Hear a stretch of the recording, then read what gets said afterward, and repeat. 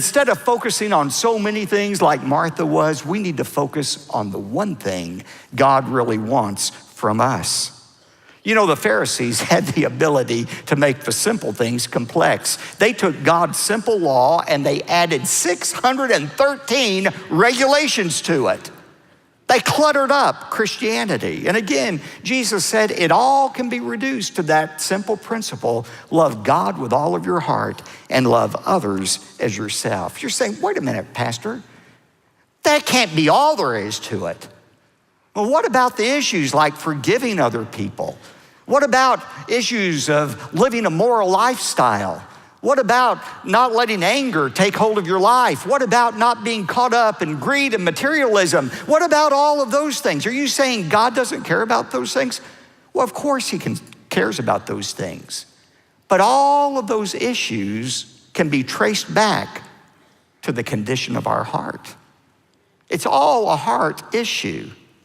A carefully cultivated and guarded heart, a heart that loves God and loves others, will be able to handle all of those other challenges. That's what Solomon said in Proverbs 4:23. He said, watch over your heart with all diligence, for from it, the heart, flow the springs of life. I want you to think about this.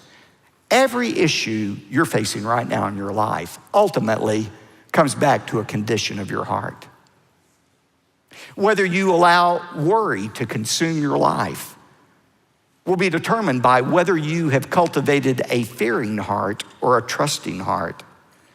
Whether you allow anger and outbursts to be the rule of your life depends upon whether you have cultivated a bitter heart or a forgiving heart. Whether you allow money to consume your thoughts and actions depends upon whether you are cultivating a greedy heart or a content heart.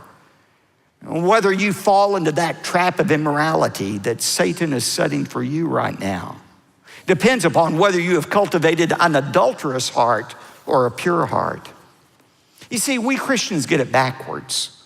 We get it backwards when it comes to our relationship with God. We try to modify our behavior without ever dealing with the cause of our behavior.